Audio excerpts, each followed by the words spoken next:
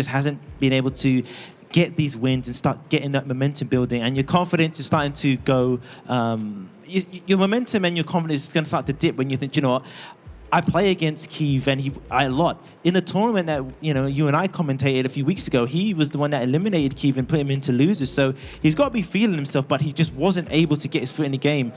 Absolutely, and it looks like we're going to be going into a Siegfried and Setsuko matchup here. No. They're just checking their buttons. Just checking buttons. Yeah. Typical FGC classic.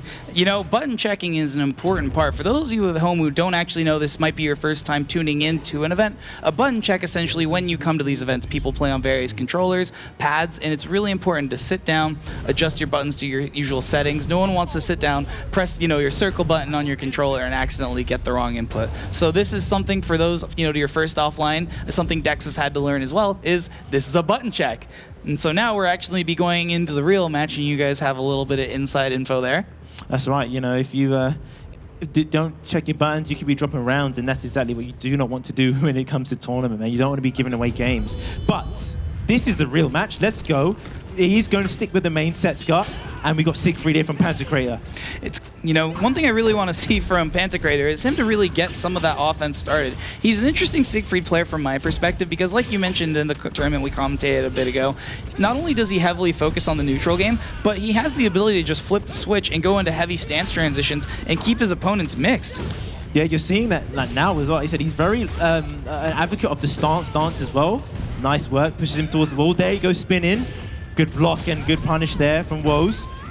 Ooh, interesting. Just like we mentioned earlier, Woahhzz is a talented veteran and currently one of the people who's considered a top Setsuko player. It's really interesting to see just how on top of they are with some of these unique punishes and blocking all of these Siegfried mix-ups with the exception of one. Yeah, and you see the fact that he punished it with the lethal hit. Pantocrator is definitely going to be in his mind now because if you know of his execution on the point, he's going to get heavily punished for trying to do these mix-ups. Oh, we're about to time out here, and it's going to be...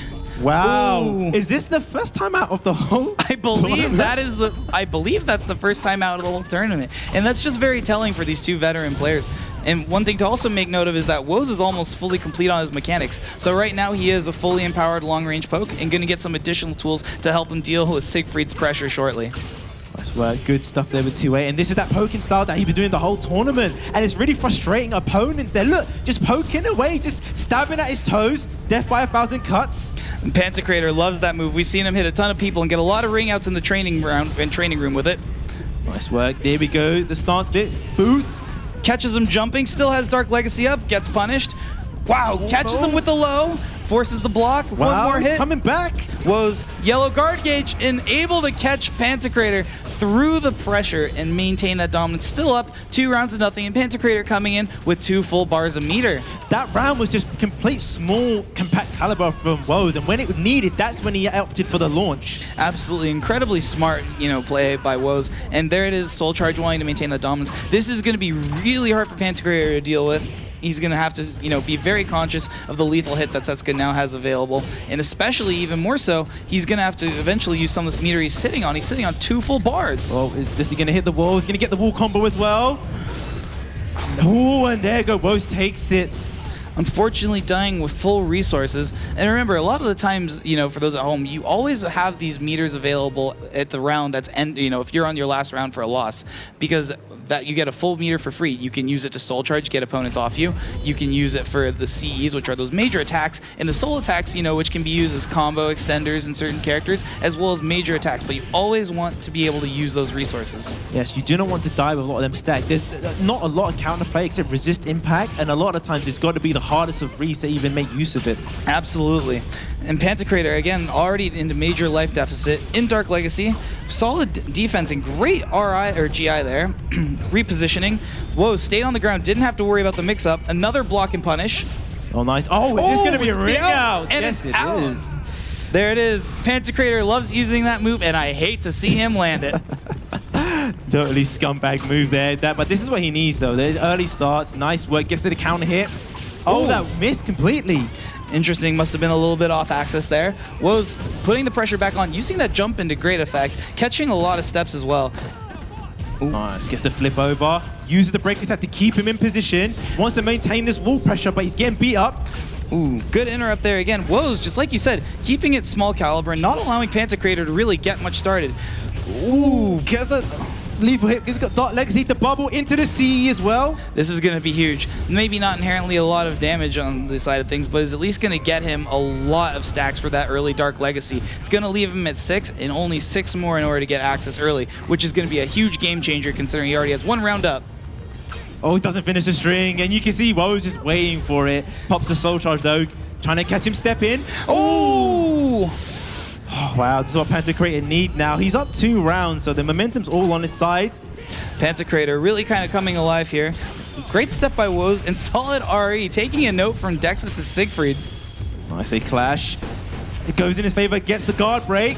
This is going to do gripper damage. No, he just misses the wall, though. Just out of the wall. Ooh, Woahhzz interrupting them. What would have been another major wall hit. Burning the meter for Soul Charge. Let's see what he does with this. Gets the hit. Big damage. Nice counter hit damage. Look at all that red. Oh, he's on the roll on the ground as well. Watch your toes, GI. Oh, into the wall. Wall splat. Gets the combo, still has Dark Legacy up. Gets the cancel. Into the mix-up, and he's through the wall! Wow, man. He got beaten around this stage, left, right, and center. Pantocrator bringing this back 1-1. He was really not deterred because the first time he started using the stance mix-ups, Woahhzz just punished it with lethal hit straight off the bat. But he kept on doing it, and that's the thing. When you're not deterred, you start to put the mix-up in yourself. Now Woahhzz is thinking, oh, so he's still doing it. And then it makes you start ducking, and Pantocrator really capitalized on that. Got some really big comebacks when he was down and out. Yeah, you know, I talked to Pantocrator a little bit earlier as well, and one thing that he really mentioned that stuck out with me was speaking about kind of his transition back from online to regular offline play with this event. It's been a difficult transition period for him, and it's really nice to see him really, bring that into fruition with this match. And of course, he brings it up against Woahhzz, putting him back on his toes, a player who's been so dominant in this group. Nice, jumps over, gets a break attack, another one. Really beating up the guard, keeping in position. Ooh. Goes for the reverse ledge, not wanting to deal with the mix-up in that situation with the aerial stance. Just like that, Woahhzz in a good position, and that's going to be it for the first round. Like you said, good option. He didn't want to deal what's coming, so he opted to reverse the ledge, but Woahhzz kind of predicted that, got him with the sidestep lethal hit as well, took off a lot of damage. Excellent backstep and whiff punish, but nothing follow-up from there. It looks like a missed input. Oh, good catch there by Pantocrator, and even better defense. No punish exactly from Woahhzz there on that, mix-up block. Good low, keeping Woahhzz honest. Full screen AG attempt to zone him out. Oh, just beating up his toes. Nice, good patience there from Woahhzz, building up his mechanics as well. But that's going to be the wall hit. This is going to do damage. Big damage. Wall down. Is that going to be out? And it's out. Pantocrator still in a little drop kick to follow him out. And that is one move we have seen Pantocrator use incredibly well in tournament. Maybe not this one, but who knows? This is the second time when he's been down and out, and he's come back with a ring out, and this is the momentum that he really feeds off. But now we're seeing Woahhzz going back to that really poking style, getting beaten up now, lost about 50%, ducks under the AGA. Good stuff. Great defenses there. Woahhzz not wanting to lose the momentum, goes ahead and goes for the Soul Charge. Again, one hit away from full mechanics for Setsuka. It's going to be a really nasty tool for him to deal with. Great launch into CE. Wow, it's going to do a chunk of damage as well. This is what Pantocrator needs. Let's go. And his back's against the wall as well, so it's even a bad position for Woahhzz as well. Look, he's sidestepping to keep him there. Oh, unfortunately, Woahhzz just out of Soul Charge there. Great throw attempt by Pantocrator. It's 6 out of 12 for the early Dark Legacy. Woahhzz catching him out. Big damage as well. Not a good situation. And gets hit, unfortunately, with the low. Woahhzz taking the round at game point here. Oh no, we talked about momentum for Pantocrator, but it's looking like a precarious position now. Has the train. Low. Oh, gets caught there. Not a good situation to be in. Almost at 2 full bars a meter. This is where Pantocrator really excels, is at this range where he's trying to fish for some of those long-range counter hits that really play into Siegfried's preferred builds. Oh, look at the range, but no, a bit slow. But anyway, still gets it on the second go. Ooh, 2 full bars a meter. What's he going to do with it? Oh, the Pantocrator special. The CE. We always joke about, you don't mess with Pantocrator when he has 2 bars a meter, because just like Milo's earlier, he'll throw it out and is going to have another bar to spend here in fish. Unfortunately, Woahhzz drops the combo, gets caught with the mix-up by Pantocrator. He's got a lifeline. He's got the wall position. Bubble and the resist impact. Oh my god, lethal. Oh! That was so close. And the hard read by Woahhzz with the resist impact. We've seen the Siegfrieds today. and yesterday get hit. First, Dexus gets his, his bubbles, reverse impacted and resist impacted. Now we see it happen to Pantocrator as well. Look at that. Look at the love between these two veterans, and that's something that is really on display tonight.